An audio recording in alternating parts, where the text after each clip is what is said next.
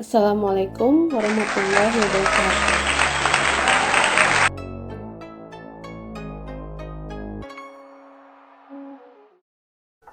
Mendung di Langit Madinah Part 2. Penulis Rea Ilham Nurjana.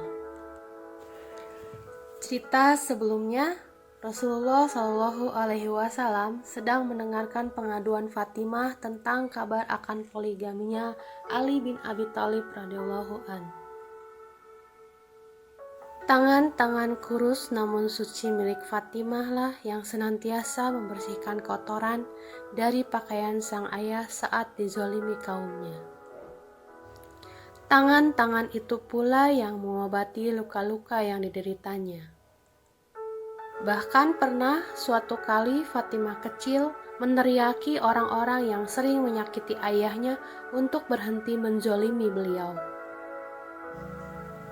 Duhai, alangkah besar rasa kasih sayang dan pembelaan yang telah dilakukan sang putri terhadap beliau, membuat Nabi Muhammad SAW sangat menyayangi dan mencintainya. Lelaki agung itu mengusap lembut kepala sang putri. Beliau masih ingat tatapan Fatimah saat dirinya menikahi Aisyah binti Abu Bakar. Nabi Muhammad SAW tahu bahwa Fatimah menyimpan kecemburuan terhadap ibu tirinya itu. Cemburu karena sang ayah menikah lagi.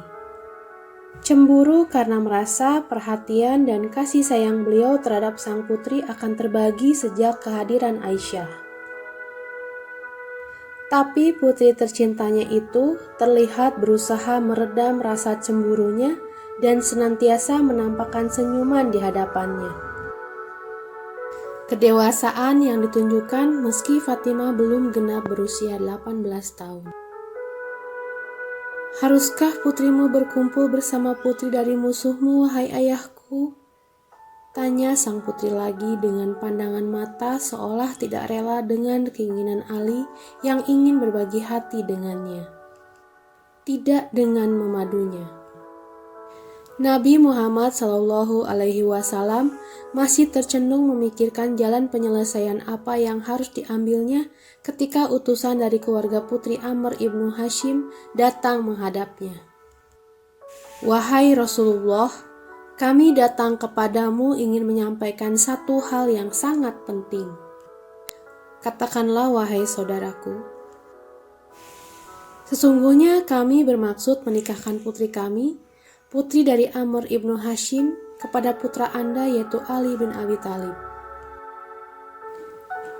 Nabi Muhammad SAW terdiam. Beliau tidak langsung memberikan jawaban. Orang-orang memang telah menganggap Ali seperti putranya sendiri, sekalipun sebenarnya status Ali adalah saudara sepupunya. Namun, karena beliau telah mengasuh Ali sejak usia 6 tahun dan kemudian menikahkannya dengan Fatimah, maka status Ali adalah menantunya juga. Nabi Muhammad SAW terlihat berpikir keras, sementara roman wajahnya juga menyiratkan perasaan tidak suka. Mengapa engkau tidak segera menjawab, wahai Rasulullah? Bani Mughirah keheranan mendapati respon beliau. Bukankah Allah Subhanahu wa Ta'ala tidak mengharamkan poligami? Bukankah Allah Subhanahu wa Ta'ala tidak melarang Ali untuk menikah lagi? Dan bukankah Anda pun menikahi lebih dari satu wanita? Lanjut perwakilan dari Bani Mughirah. Sang manusia agung masih tetap terdiam. Pergumulan di dalam batinnya kian menghebat. Di satu pihak, beliau dituntut untuk bertindak adil, menetapkan segala penyelesaian bagi setiap permasalahan dengan ketentuan dari Allah Subhanahu wa Ta'ala.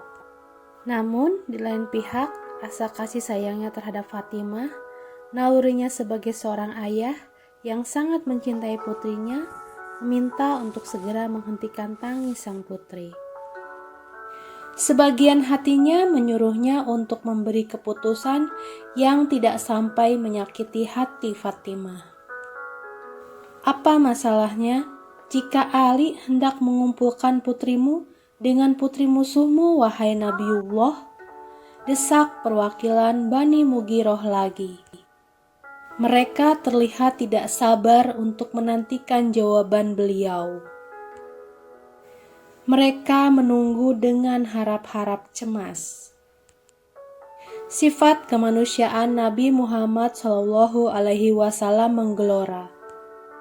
Beliau berdoa kepada Ilahi supaya membantunya menyelesaikan permasalahan tersebut dengan seadil-adilnya.